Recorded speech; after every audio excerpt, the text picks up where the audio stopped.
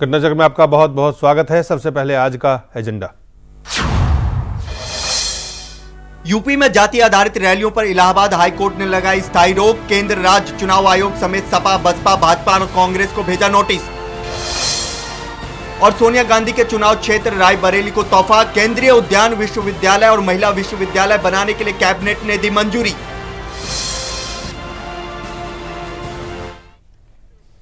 सबसे पहले हम माफ़ी चाहते हैं कि यूपी में जाति आधारित रैलियों पर इलाहाबाद ने अस्थायी रोक लगाई है, स्थायी नहीं। और इसमें जो हमारे हेडलाइंस आपने अभी सुना वो अस्थायी नहीं है, अस्थायी रोक लगाई गई है। और साथ ही उत्तर प्रदेश हाईकोर्ट ने राज्य सरकार को, केंद्र सरकार को, चुनाव आयोग समेत सपा, बसपा, भाजपा और कांग्रेस को नोटिस भेजा इस मामले पे। इसके अलावा जो हम बात करेंगे सोनिया गांधी के चुनाव क्षेत्र रायबरेली में जो भारत सरकार ने तोहफे दिए हैं उस तोहफा पे बात करेंगे। केंद्रीय उद्यान विश्वविद्यालय और महिला विश्वविद्यालय बनाने के लिए कैबिनेट ने मंजूरी दे दी है।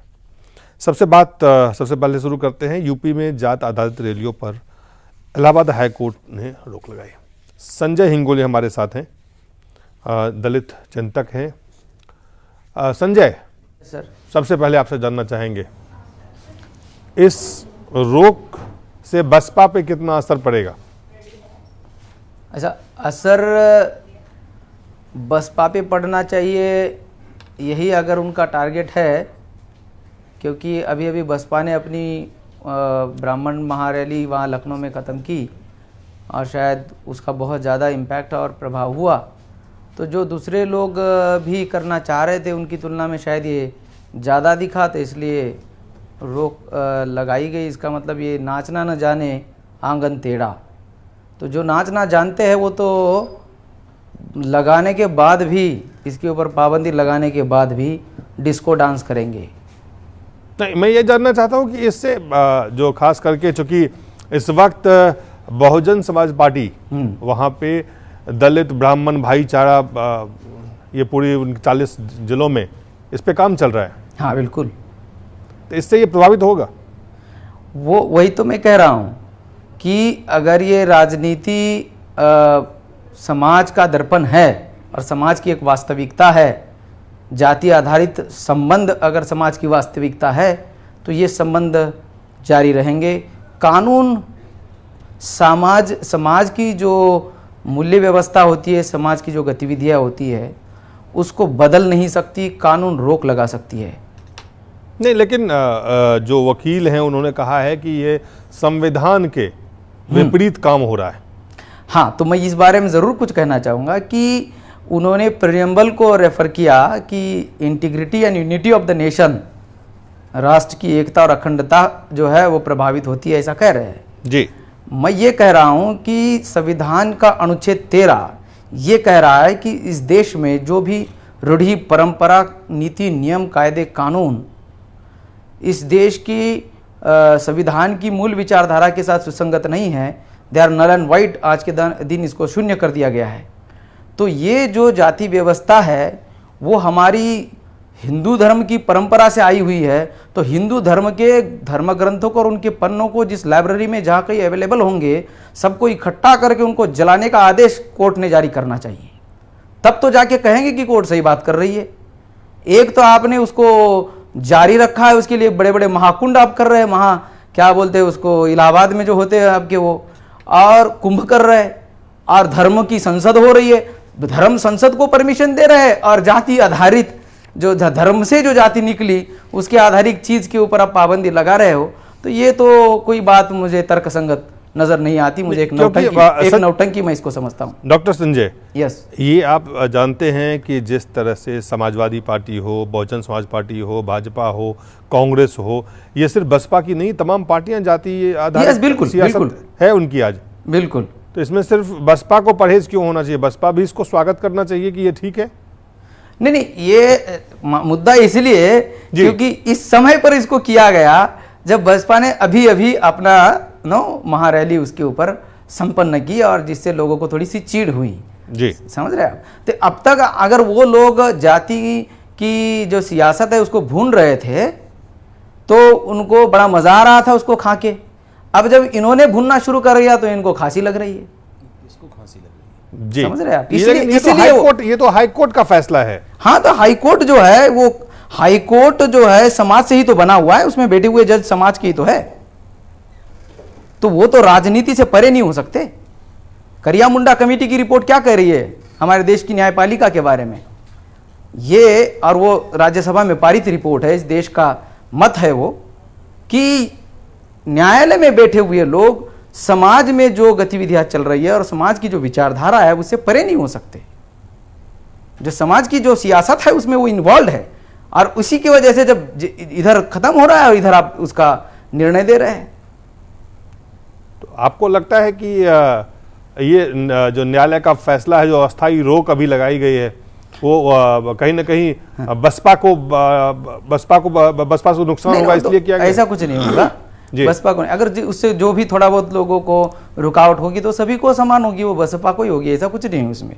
हालांकि मैं पर्सनली ये जो जाति की जो राजनीति है और जाति से जो भी समीकरण होते हैं, मैं पर्सनली उसके साथ सहमत नहीं हूं। और इस देश का कोई भी सुज्ञान जो ज्ञानी आदमी है, प्रबुद्ध नागरिक है इस देश का, सहमत नहीं हो सकता कि जाति के आधार पर ये चीजें करनी चाहिए।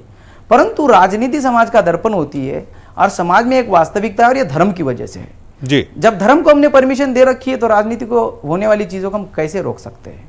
ये रोक जो होती है ना, जैसे किसी आदमी को खून करना है, उसको पता है खून करने के बाद मुझे सजा होगी, लेकिन उसने तय कर लिया खून करना है तो खून करेगा। कानून उसमें क्या करेगा? कानून दंडित कर सकता है, कानून रोक नहीं सकता। जी, उस पर यस। देखिए, मैं जो संजय जी बात कह रहे हैं उससे ऐसा लगता है कि इस देश की न्याय व्यवस्था और इस देश की न्याय व्यवस्था को चलाने वाले जजेस जो हैं वो दलित हैं, ब्राह्मण हैं, ठाकुर हैं। इस मानसिकता के तहत वो जो कोर्ट जो जजमेंट देते हैं उसमें उनका ठाकुर होने का भी कारण है, उनके दलित होने का भी कारण है, उनके एंटी दलित होने का कारण है, उनके प्रो ब्राह्मण होने का कारण है।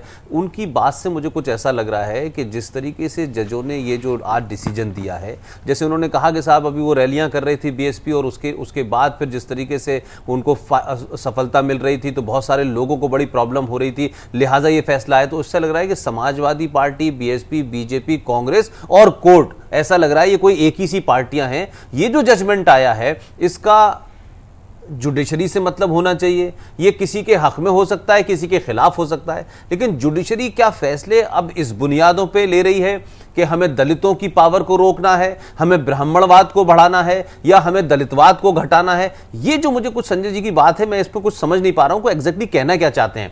ये हो सकता है कि उनके राजनीतिक प्रतिद्वंदी इस फैसले से खुश हो सकते हैं, लेकिन मैं अगर पलट के दूसरी बात कहूं कि मैं इस फैसले से कुछ दूसरी वजह से मेरी राय जो है वो कोर्ट से थोड़ा सा आगे है।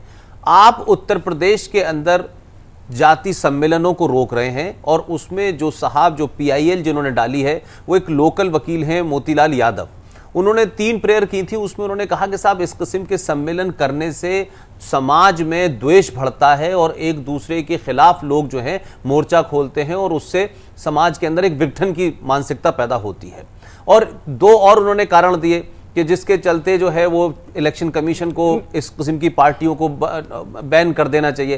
लेकिन मेरा एक सवाल समझ में नहीं आया कि उत्तर प्रदेश में जो इलाहाबाद हाई कोर्ट का फैसला है आज, उसके अंदर ये बात कही जा रही है और उसमें जो प्रेयर मांगी गई पीआईएल में वो तो पूरी कर दी, लेकिन केंद्र के अंदर लोकसभा के में एक विधेयक राजनीतिक तौर पे लाया जाता है और उस वक्त मायावती को खुश करना था केंद्र की कांग्रेस सरकार को, तो एक ऐसा विधेयक लाया गया और उसमें कहा गया कि जो भी बैकवर्ड है, दलित हैं, पिछड़े हैं, नौकरियों में हैं, उनको जब प्रमोशन दिया जाए तो उसमें भी रिजर्वेशन रखा जाए। तो यह ज्यादा बड़ा विघटनकारी मामला था, ना कि ये रैलियां थी। तो अगर कोर्ट कहीं बड़े तौर पे देखे तो इस रैली का तत्कालिक तौर पे हो सकता है, मायावती कुछ ब्राह्मणों के सम्मेलन कर रही थी, कल समाजवादी पार्टी भी कुछ दूसरे करेगी, कोई वैश्य सम्मेलन करेगा, कोई राजपूत सम्मेलन करेगा, कोई कुर्मी सम्मेलन करेगा, और MY मुलायम सिंह और यादव और मुसलमानों के मामले की जो कॉम्बिनेशन है, कहीं बिहार में जाएं तो वहां कुर्मियों का मामला चल रहा है, मोस्ट बैकवर्ड, महादलित,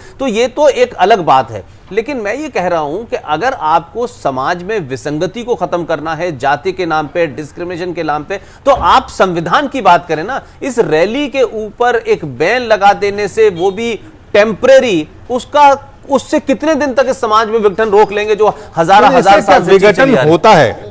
ये सवाल है। नहीं, सवाल यह है कि विघटन जो समाज ऑलरेडी विघटित है, जहां पे बटी हुई। दिलीप, इसमें एक बात है जी, आप देखें 80 के दशक में देखें और 90 के दशक में देखें तो जब ये सम्मेलन हुआ करते थे तो मंच के ऊपर से कोई ये नहीं कहता था कि हम ब्राह्मण सम्मेलन कर रहे हैं, ब्राह्मण गरीब हैं, उनकी संस्कृति को आगे बढ़ाना है, उनको सोशल आगे बढ़ाना है। तब नारा लगता था उस डाइस के ऊपर से, तिलक, तराजू और तलवार, इनको जूते मारो 4। तब यह द्वेष बढ़ाता था, यह एक तरीके से समाज के अंदर विघटन पैदा करता था, यह राइवलरी पैदा करता था। और आज जो मायावती का अभी हाल का जो अभी ब्राह्मण सम्मेलन उन्होंने किया है, उसका नारा मैं आपको बताता हूं, उसमें लगा जय भीम जय परशुराम। तो ये जो चीजें हैं, इसका मतलब है कि समाज के अंदर आप इस किस्म के नारे लगा करके, इस किस्म से गाली दे करके, किसी विशेष जाति को गाली देना, उसको अगड़ों पिछड़ों के नाम पे देना, उनको मनुवाद के नाम पे देना, ये तो राजनीति हो सकती है। तो अगर टोटलिटी में बात करनी है तो सिर्फ एक रैली पे अस्थाई कोई रोक लगाने से यह समस्या हल नहीं होगी। और ना ही मैं समझता हूं कि बीएसपी हो या समाजवादी पार्टी हो या भाजपा हो या कांग्रेस कोई हो, लेकिन मैं ये कह रहा हूं कि इससे कुछ नहीं होगा, बल्कि इससे इनको और ज्यादा फायदा होगा। क्योंकि जो मैं अभी टेलीविजन पे एक विद्वान हैं जो आईएएस हैं, दलित हैं, उन्होंने अपनी आईएएस को छोड़ करके वो दलित राजनीति में है, उन्होंने अभी कुछ देर पहले मैं एक डिबेट में सुन रहा था, उन्होंने कहा कि इससे ये मैसेज जाएगा कि जो दलित है, जो पिछड़ा है, जो मायावती के साथ है, जो मुलायम सिंह के साथ है, ये तमाम जातियां गांव-गांव में, शहर-शहर में ये कहेंगी कि इस देश की जुडिशरी में मनुवादी ताकतें जो हैं वो इस किस्म से जो पिछड़े और दलित उभर के आगे आ रहे हैं उन्हें रोकना चाहती है। वैसे ये कंटेम्प्ट ऑफ कोर्ट हो सकता है, लेकिन ये बात मैं सिर्फ रिपीट कर रहा हूं, ये जैन टीवी का विचार, ये मेरा विचार नहीं है। तो इस किस्म से तो मैं समझता हूं कि देश में एक ऐसा इंस्टीट्यूशन जिसपे मैं समझता हूं मोरलेस सबका विश्वास है, उसको भी खंडित करने की कहीं कोशिश होगी। जी उपेंद्र जी, जो रैलियों पे अस्थायी रोक है, ये परमानेंट नहीं है, नोटिस भेजा गया है।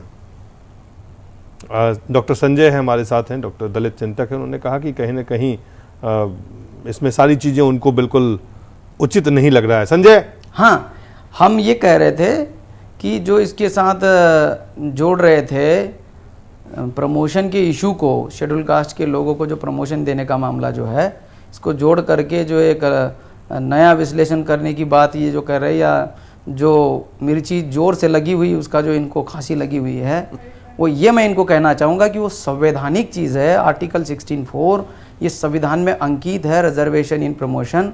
बस उसमें क्राइटेरिया डिफाइन कर दिया गया कि शेड्यूल कास्ट और शेड्यूल ट्राइब के लोग ही बैकवर्ड है, इतना ही कहा गया। रिजर्वेशन पहले से ही शेड्यूल कास्ट के लोगों का और संवैधानिक है, उसके खिलाफ में बोलना असंवैधानिक चीज़ है। अपितु मैं उसको एक किस्म का राष्ट्रद्रोह समझूंगा। और ये जो रैलियां कर रहे हैं इससे भी ज़्यादा खतरनाक किस्म का ये द्रोह होगा, क्योंकि बार बार ये मीडिया के माध्यम से कहते रहना कि शेड्यूल कास्ट और शेड्यूल ट्राइब के लोगों को जो दिया जा रहा है वो गलत है। ये कहना, ऐसा गलत है कहना भी ये संविधान की अवहेलना है, ऐसा मैं मानता हूँ। तो ये इस प्रकार से इनको नहीं संजय जी, मैं समझता हूं कि आप पहली बात, रुकिए थोड़ा, मैं शांत रहा हूं। संजय जी मेरी बात सुन, मैं आप ही की बात का जवाब दे रहा हूं, मैं कोई आपको कन्नड़ी, मैं सिर्फ इतनी बार कर रहा हूं, मुझे लग रहा है आप वही सुन रहे हैं जो आपका दिल कर रहा है। मैंने ये बात प्रमोशन उनको रिजर्वेशन में मिले इसका कोई विरोध या सपोर्ट नहीं किया। मैं ये कह रहा हूं कि जिस तर्क के ऊपर इन रैलियों पे अस्थायी बैन लगाया गया, उसमें उस पीआईएल जिसने दी है उसने कहा कि साहब इससे समाज में द्वेष बढ़ता है। मैंने उस रेफरेंस में ये बात कही कि अगर मुद्दा उठाना है तो बड़े स्तर पर वही तो मैं कह रहा हूं, मैं ये कह रहा हूं, मुझे कोई बड़ा इससे प्रॉब्लम हो गया, बड़े द्वेष की बात कर रहे हैं ना आप ये कह रहे हैं छोटा द्वेष है, और जो प्रमोशन में वो अमेंडमेंट लाया वो बड़ा द्वेष है, ऐसा आप कह रहे हैं ना। हमें ये बता रहा हूं, संविधान के अंदर लिखी हुई चीज को अगर द्वेष आप कह रहे हैं, ये संविधान की अवहेलना है। संविधान में स्थापित चीज को गलत बोल रहे हैं। संविधान के अवहेलना आपको देश के जजों को बता रहे हैं मनुवादी, देश के जजों को पार्टी बता रहे हैं, क्या कहते हैं कि वो पार्टी इसलिए उन्होंने किया। तो करिया मुंडा कमेटी की रिपोर्ट है, मैं अपने करिया मुंडा कमेटी को छोड़ दीजिए, वो स्थापित है। आप इलाहाबाद हाई कोर्ट के जजों को पार्टी बना रहे हैं, आप कह रहे हैं जजों ने सभी लोग, आप कहते हैं जजों ने इसलिए दिया कि बीएसपी की ताकत बढ़ रही थी। आप दो बातों को अलग अलग कह रहे हैं, आप तो जजों को ही पार्टी बना रहे हैं इसमें। अरे पार्टी तो है ही ना वो भाई, ये देखिए, एक तरफ आपको संविधान की अवहेलना की चिंता है, दूसरी तरफ आप जुडिशरी को साफ साफ कह रहे हैं कि ये डॉक्टर हिंगोले, बिल्कुल दिलीप जी, कोर्ट कोई पार्टी नहीं है। नहीं, अगर ये कह रहे पार्टी है तो मैं कह रहा हूँ आप ही पार्टी कह है। रहे हैं, इन्होंने आपने पार्टी अभी कहा, कहा मैंने कि नहीं। इस रैलियों के सिलसिले में ये जो वो लोग पार्टी कह रहे हैं उन्होंने उसको। रोका। हाँ? मैं सिर्फ ये जानना चाहता हूं हाँ। कि इस रोक को लेकर हाँ। क्या सिर्फ बहुजन समाज पार्टी के लिए चिंता बढ़नी चाहिए, तमाम राजनीतिक दलों के लिए चिंता है ये? नहीं, वो तो कोई भी कहेगा कि सबकी चिंता है, अगर सारे लोग कर रहे हैं तो क्योंकि सारे लोग कर रहे हैं। मैंने तो कह दिया कि ये बहुजन समाज पार्टी के लिए कोई चिंता नहीं हो सकती। इसलिए नहीं हो सकती कि जिसको वो करने का हुनर है, मैंने कह दिया उसको कि ये तो आपने, ये लोग कह रहे हैं कि भाई ऐसा, अब ये कर नहीं पा रहे इस प्रकार की रैलियां, जो कर नहीं पा रहे वो कह रहे इसके ऊपर बैन लगाओ। तो मैं तो ये कह रहा हूं, नाचना न जाने अंगन टेढ़ा। डिमांड की? जो रैलियां नहीं निकाल पा रहे उनका ये कहना है। बैन तो किसी ने डिमांड नहीं किया, ये तो एक पीआईएल के जरिए जो लॉयर ने डाला है, मोतीलाल। एक वकील ने डाला है। पीआईएल है, कोई यादव जी हैं। हाँ, ये मोतीलाल यादव हैं। जी मोतीलाल जी, यादव हैं। अब किसी मैं पार्टी आपके के पास आता हूं संजय, लेकिन पहले उपेंद्र जी इस को लेके तमाम इसमें- राजनीतिक दल जी इसमें मामले को कंफ्यूज कर रहे हैं, वो जो अभी डॉक्टर साहब हैं मामले कंफ्यूज कर रहे हैं, क्योंकि ये जो जाति पर की जो रैलियां होती है या जाति के संगठन होते हैं, अगर जाति का संगठन जाति की रैली करता है तो क्या उस पर रोक लगी है? हमें जहां तक पता है कि जो राजनीतिक पार्टियां जी, जाति रैली यही कर मैं रही समझाने है की कोशिश कर रहा हूँ। उस पर रोक लगी है। जो चुनाव आयोग द्वारा जो रजिस्टर्ड है, जो रजिस्टर्ड मान्यता पार्टी है। प्राप्त है, जी। अगर आप एक पॉलिटिकल हाँ, पार्टी के रूप में ना मान्यता बजेगी प्राप्त है, बांसुरी। और दूसरा है जी। जाति संगठन। मैं आपके पास जाति आता रहेगी हूं, तो ये होता मेरी रहेगा। बात सुनिए यार, संजय साहब आपके पास आता हूं मैं। जी। अभी तक हमें जहां तक पता है, जहां तक मेरी जानकारी है कि राजनीतिक पार्टियों द्वारा आयोजित जातीय रैली पर जाति रैली नया फिनोमिनन है, कोई बहुत पुराना नहीं है। जातियों के जो रैली है पिछले 100 साल से निकल रही है। 100 साल से, जब से कास्ट सेंसस शुरू हुआ था या उसके कुछ पहले से ही जी। ये चल रहा था अलग अलग का। लेकिन ये जो उत्तर प्रदेश की जो राजनीति है, उसमें बिहार में भी हमने बहुत सारी रैलियां देखी, जाति रैलियां, अलग-अलग जातियों की रैलियां होती है। जातियों की रैलियां होती थी, उसमें राजनीतिक नेताओं को भी आमंत्रित किया जाता था, लेकिन राजनीतिक मुख्यमंत्री- दलों द्वारा आयोजित मुख्यमंत्री को आयोजित किया जाता था, किसी मंत्री को आयोजित कर दिया गया, अपनी जाति का कोई पॉलिटिकल लीडर है उसको कर दिया, या जो उसमें सत्ता में है उसको बुला लिया गया। मैं तो जानता हूं कि वैश्य सम्मेलन हुआ था मंसूरी में, तो राज्यपाल को उसमें बुला लिया गया था। लेकिन राजनीतिक पार्टियों द्वारा जातीय रैलियां करना ये नई बात है। इवन मायावती ने भी पहले जो रैलियां वगैरह वो करती थी, जब तिलक तराजू और तलवार इनको मारो जूते चार का नारा लगाती थी, उसमें भी जाति के नाम पर रैली नहीं होती थी, बहुजन समाज के नाम पर रैली करती थी। बहुजन समाज में अपना कांशीराम का एक कॉन्सेप्ट था कि 85% लोगों को, वो भी कांशीराम का ओरिजिनल कॉन्सेप्ट नहीं था, वो कॉन्सेप्ट था ओरिजिनल चौधरी ब्रह्म प्रकाश का। फिर कर्पूरी ठाकुर का एक नारा था, वोट हमारा राज तुम्हारा, उसको भी कांशीराम ने अडॉप्ट कर लिया था। तो वो जो रैलियां होती थी एक जाति की नहीं होती थी, उसमें एक बहुजन समाज कई था, सारी जातियों बहुत सारे लोग का था, उनका था बैग बाम से बना रखा था, या जो उसको बोलते हैं चौधरी ब्रह्म प्रकाश ने उसको NUC बना रखा था, national union of backward classes, schedule caste, schedule tribe and minorities, उसी को बाम सेप करके तो होता था। लेकिन ये जो पिछले कुछ सालों से जो टेंडेंसी उभरी अलग अलग जाति करके, मतलब जिसको आप अभी तक गाली दे रहे थे, फिर अपनी जाति के लोगों को बेवकूफ़ बनाने के लिए, पिछड़े वर्गों को बेवकूफ़ बनाने के लिए, फिर दलित ब्राह्मण आप कम्युनिज्म में आने लगे, फिर आप बात कर रहे हैं बहुजन की। तो ये तो है कि पूरे जिस जो पॉलिटिकल नहीं, मतलब जिन लोगों ने आपको बढ़ाया है उसके साथ आप विश्वासघात कर रहे हैं। ये जो जाति रैली जो मायावती कर रही है, तो ये उन लोगों के साथ विश्वासघात कर रही है जिन लोगों ने उनको मुख्यमंत्री बनाया। तो आप हैं जो कि एक आप राजनीति करते करते एकाएक आपने जो समर्थक है उसके दिमाग में घृणा भर रहे हैं, नफरत भर रहे हैं, और दूसरी तरफ तो मारो, और दूसरी तरफ है जो कि आप उसके साथ तालमेल कर रहे हैं, तालमेल करके रैली। पहले आप पिछड़ों की बात करते थे, मंडल कमीशन में अगड़ों और पिछड़ों की जो डिवाइड है उसकी बात करते थे, अब आप मिलके सत्ता में लेने की बात मिल करते के जो अभी जो नहीं, उसको फिर आप लात भी मार रहे हैं ना, पिछले वर्गों को लात मार रहे हैं, पिछले वर्गों को लात मार के आप दलित ब्राह्मण, दलित को भी आप छोड़ करके जो आपकी जो पर्टिकुलर कास्ट है, यानी यूपी में खेल क्या है, वो जाति का खेल है। जो मायावती की अपनी जाति है उसकी आबादी है 12%, ब्राह्मण है वो 10%। लगता है कि ब्राह्मण, फिर उनको लगता है कहीं दूसरे जो दलित लोग हैं, जो रामराज हैं, उदित राज हमारे दोस्त हैं, शायद इन्हीं की चर्चा कर रहे होंगे, इंडियन रेवेन्यू सर्विस से आए हैं, तो ये लोग जी। उनकी जाति के नहीं है। तो उसमें भी एक कंट्राडिक्शन है कि भाई तुम अपनी जाति वाले को तुम ज्यादा बढ़ा रहे हो, हमें नहीं। तब उसको आप लात मारने के लिए फिर ब्राह्मण को मिला रहे हैं, फिर मुस्लिम को मिला रहे हैं, 18% मुसलमान, 12%। तो आप सत्ता का समीकरण बना रहे हैं इसलिए वो भी बहुत घिनौना समीकरण है। जी। मतलब कि एक को आप सपोर्ट करते फिर लात मारते हैं, तो क्या मतलब कि कोई पॉलिटिक्स हो उसमें एक कंसिस्टेंसी होनी चाहिए, एक समझ होनी चाहिए। तो ये जो कोर्ट ने कहा है, और ये नहीं कि कोई ब्राह्मणवाद ने किया, जो मोतीलाल यादव बोल रहे हैं, तो नाम से ही पता चल रहा है कि वो नहीं है। तो ये जो बहुत लोगों का जो जेन्युइन लोग हैं, जो लोग पिछड़े वर्ग की राजनीति भी करते आ रहे हैं, दलित की भी राजनीति करते आ रहे हैं, उनको भी इस तरह की जो रैलियां हो रही है यूपी में, मायावती या मुलायम सिंह जो कर रहे हैं, ये बहुत ही नागबार गुजरेगा कि भाई आप क्या कर रहे हो, किसको बेवकूफ़ बना रहे हो। आप क्या समझते हैं कि ब्राह्मण लोगों को आप बेवकूफ़ बना लेंगे? बेवकूफ़ ब्राह्मण को तो आप बनाएंगे नहीं, अपने दलितों को बनाएंगे, पिछड़ों को बनाएंगे, जिसको आप बहुजन कहते हैं उसको आप बनाएंगे। तो इस तरह से जो कुफी है, इसका कहीं ना कहीं तो अंत होना चाहिए। तो जो पॉलिटिकल प्रोसेस इतना घृणित हो गई है, इतनी गंदी हो गई है, तो इसमें जुडिशरी के अलावा बच क्या जाता है। तो ये तो मैं तो बहुत ये करता हूँ। और बाकी हमें नहीं लगता है कि अगर कोई जाति संगठन बना करके रैली करे और मांग करे पार्टियों से कि हमारी जाति की संख्या इतनी बड़ी है, बढ़ा चढ़ा कर बोले ये टिकट दो वो टिकट दो, तो जारी रहेगा। ये तो पिछले कई साल से चलता आ रहा है। नोटिस भी सिर्फ केंद्र सरकार, राज्य सरकार, चुनाव आयोग, सपा, बसपा, भाजपा और कांग्रेस को हाईकोर्ट ने भेजा है। जो उपेंद्र भाई बात कह रहे हैं और जो मैं संजय भाई को जो मैं समझाने की कोशिश कर रहा हूं कि अगर आज भी उत्तर प्रदेश में ब्राह्मण एक अपना सम्मेलन करें और ब्राह्मण करें और अपनी बात कहें कि साहब हमारे साथ ये हो रहा है, ये हो रहा है, हमें ये मिलना चाहिए, इस पे बैन नहीं है, इस पे बैन नहीं है। अखिल भारतीय ब्राह्मण सभा अगर कोई सभा करेगी, अखिल भारतीय कायस्थ महासभा कोई करेगी, अखिल भारतीय जाट कोई सभा, उस पे बैन नहीं है। ये दो चीजों को समझने की जरूरत है।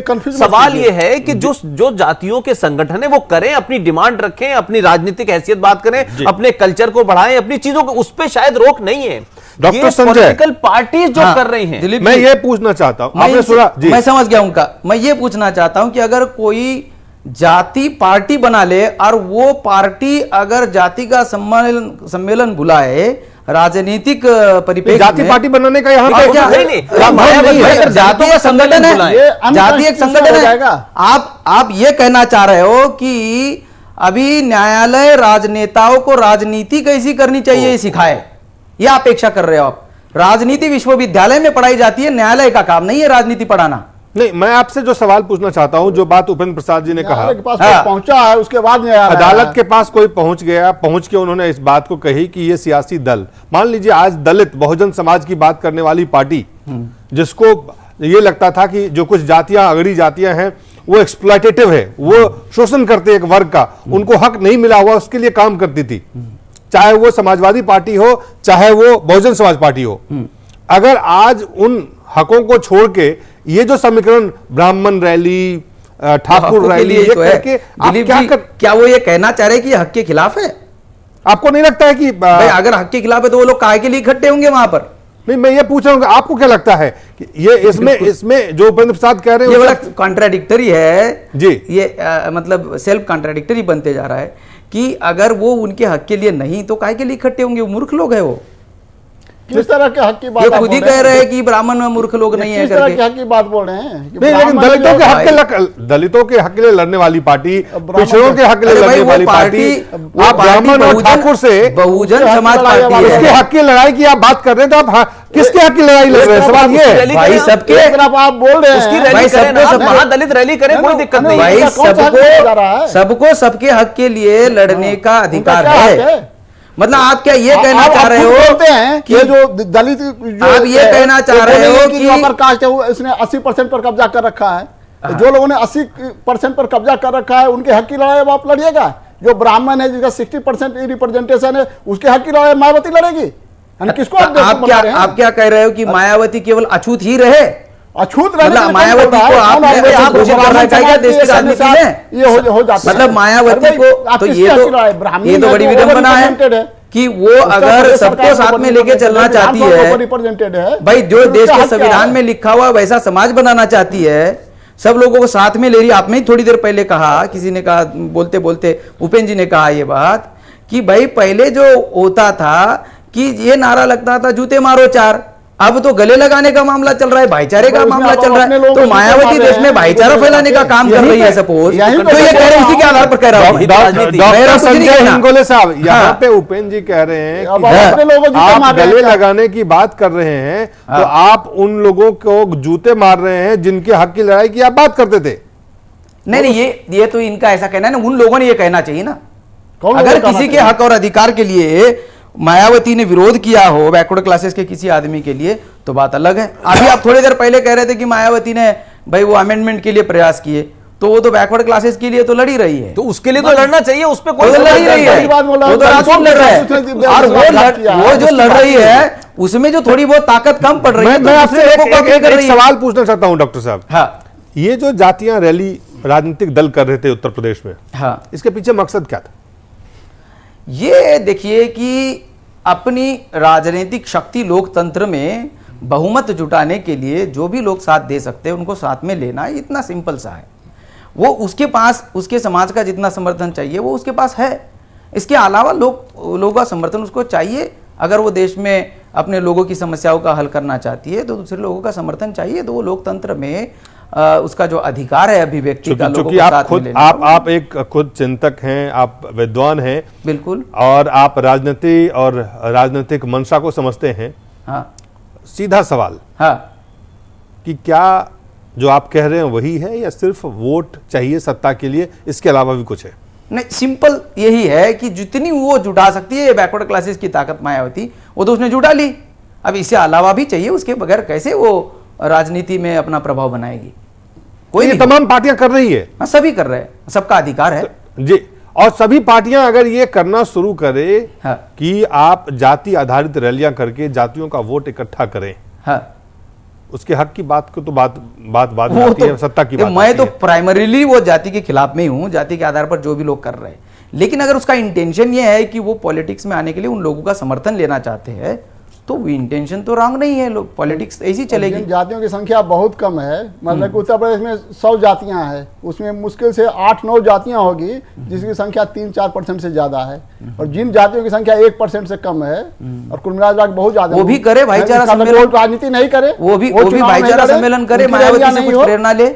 अबे उसमें तो ज्यादा वैसे प्रेरणा लेके वो भी भाईचारा सम्मेलन करे। अभी मुझे लगता है उनको कि सीख लेना चाहिए। अभी आप थोड़ी देर पहले कह रहे थे संजय जी, हाँ, कि इस देश की कोर्ट जो है वो राजनीति करना सिखाएगी। अभी आप देखें, अभी इस आज के फैसले के अलावा भी 4 दिन पहले सुप्रीम कोर्ट ने इस देश की राजनीतिक पार्टियों के जिस तरीके से घोषणाओं में कोई लैपटॉप बांट रहा है, कोई 1 रुपए किलो चावल बांट रहा है, कोई कपड़े बांट रहा है, कोई साइकिल बांट रहा है, उसके बारे में भी सुप्रीम कोर्ट को कहना पड़ा। और यह बात किसी एक पार्टी पर लागू नहीं होती है। तो अगर आप देखें पिछले 50 साल के अंदर जिस तरह से राजनीति, मेरी बात सुन संजय भाई, विश्लेषण करना, संजय भाई, मेरा आपसे कोई झगड़ा नहीं है, मेरी बात सुन। बिल्कुल नहीं, बिल्कुल नहीं। हाँ, मैं सिर्फ ये कह रहा हूं कि जिस देश में या जिस किसी चीज में विकृतियां इतनी आ जाएं कि उसके रोकने का कोई समाधान ही ना हो। कोई लैपटॉप बांट रहा है, 4-4, 5-5 हजार करोड़ रुपए कर्ज लेकर के सिर्फ वोट बैंक की राजनीति के चलते किसी को मदरसे में साइकिल दी जा रही है, किसी को कहा जा रहा है हम फ्री आपको बस्ता देंगे, किसी को जा रहा है कि हम मुसलमानों को फ्री एजुकेशन देंगे। तो इसके ऊपर भी सुप्रीम कोर्ट ने 3 दिन पहले वो किया। और इससे पहले आपको बताऊं, कल जो फैसला आया था उस पे सुप्रीम कोर्ट की बात आप कह रहे हैं कि सुप्रीम कोर्ट पार्टी में इसलिए नहीं मान सकता जजों को कि कल परसों 1991 का पीपल्स रिप्रेजेंटेटिव एक्ट के अंदर जो एक गड़बड़ी थी उसको आज 65 साल के बाद सुप्रीम कोर्ट ने उसको हटाया है, जिसमें आर्टिकल 4 के तहत में जो मामला था। तो मैं ये कह रहा हूं, दिन तक अन्याय होता रहा, इसके लिए कौन जिम्मेवार है? मैं कह रहा हूं तो ये 65 साल क्यों रखा उन्होंने? नहीं तो ये कॉन्स्टिट्यूशन जिन्होंने बनाया उनसे पूछना चाहिए ना। 65 साल तक अन्याय करते रहे, उसकी सजा सुप्रीम कोर्ट को मिलनी चाहिए ना। नहीं, मैं यही तो कह रहा हूं। तो सुप्रीम कोर्ट ने जिन लोगों ने बनाया था वो जीवित नहीं है, नहीं तो दे देती सुप्रीम कोर्ट। दूसरी बात मैं ये कह रहा हूं, सुप्रीम कोर्ट ने इतने दिन तक न्याय नहीं दिया, इसके लिए सुप्रीम कोर्ट को देना चाहिए। मैंने वही बात कहा कि जो आदमी जब वहां गए, वो मैडम थॉमस वहां गई तो सुप्रीम कोर्ट ने तो फैसला लिया। इसी तरीके से वो तो इतने विद्वान लोग हैं कि कोई बिना जाए भी नोटिस जारी कर सकते हैं। नहीं तो नहीं किया तो अगर हम कह रहे। एक दूसरा सवाल है उपेंद्र जी, नोटिस दिया गया है, क्या लगता है इस पे स्थायी रोक, जबकि अस्थायी रोक लगाई गई है, अब इस पे अस्थायी रोक लगने का रास्ता कहीं ना कहीं से निकल के आ रहा है। और इससे खास करके एक तरफ तो जाति इस देश की हकीकत है। हाँ। जब चुनाव कोई भी दल हो, टिकट बंटवारे से लेके और कार्यकर्ता तक, नेता चयन से लेके नेता के पद तक, तमाम चीजों लाइन और जोड़ दें जी। टिकट देने से लेके लड़की देने तक पे जाति चलती है, बगैर इसके लड़की नहीं दी जाती शादी में, लड़का नहीं लिया जाता, हर रिश्ता भी इसी पे होता है। जाति व्यवस्था है, टिकट देना और शादी टिकट तो बहुत छोटी चीज है। दो अलग चीजें हैं, लेकिन यहाँ सियासत में खास करके जाति के उपयोग का, क्योंकि जाति कोर्ट जानती है, जाति इस देश का व्यवस्था में, सामाजिक व्यवस्था की। लेकिन यहाँ पे मसला अलग है, यहाँ पे मामला सियासी है कि सियासत दल जो चुनाव आयोग से रजिस्टर्ड पार्टी है जिनके ऊपर वो कानून लागू होता है कि आप धर्म और जात और इस तरह के डिवाइसिव किसी भी चीज को आप प्रमोट नहीं करेंगे, उस आधार पर ये चीजें की गई हैं। बड़ा सवाल है कि ये तमाम देश में, ये पूरे देश में है, ये सिर्फ उत्तर प्रदेश में नहीं है, पूरे देश में है। आपको क्या लगता है कि आने वाले समय में हम जिस तरह से कोर्ट ने, आप देखें people representation act supreme court ने उस पर संज्ञान लिया, लैपटॉप और इन चीजों पर संज्ञान लिया, आने वाले समय में आपको लगता है कि ये जो तमाम चीजें हैं, राजनीतिक दल जो हथकंडा अपनाते रहे, जो हथकंडा से किसी को फायदा नहीं होता है, जो पिछड़े का बात करते हैं वो सामाजिक सोशल इंजीनियरिंग करके बीजेपी के साथ 17 साल बिहार में सत्ता चला के कहते हैं कम्युनल पार्टी है, उनको जब तक उनको फायदा होता है तो अच्छा दिखता है, जैसे ही फायदा देखते नरेंद्र मोदी कोई और पिछड़ा आ रहा है तो उनको लगता है ये हमारा मुश्किल होगा। लोग वोट करते हैं, सत्ता लूट का ये लोग ऐसे में जब सत्ता के लिए तमाम चीजें हथकंडे अपनाए जाते हैं तो आने वाले समय में कोर्ट के तरफ से हम इस पे कुछ ज्यादा नजरें जो है विशेष तौर पे कानून सम्मत हो, संविधान सम्मत हो, और एक जो कहते हैं जिसे 65 साल के बाद जैसे हम कह रहे थे कि अब वो समय आ गया है जब इन चीजों का संज्ञान लिया जाएगा। अब ये तो दिलीप जी करेंगे जी। दिलीप जी, ये कोर्ट का जो संज्ञान है उसका मुद्दा नहीं है। कोर्ट से बड़ी ताकत इस देश की पार्लियामेंट सर्वोपरि है।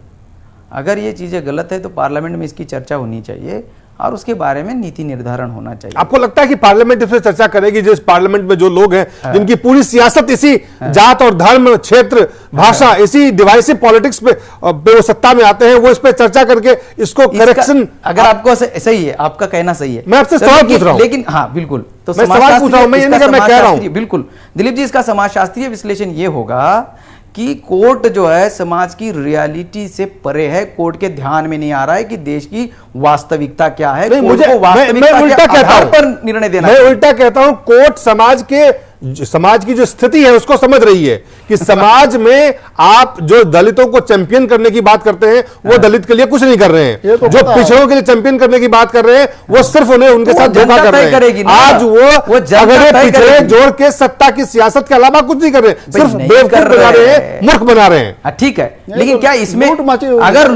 अगर लोग जो वादा देते वो पूरा नहीं करते तो इसके लिए उनको सजा देने का प्रावधान देश के किसी कानून में है क्या?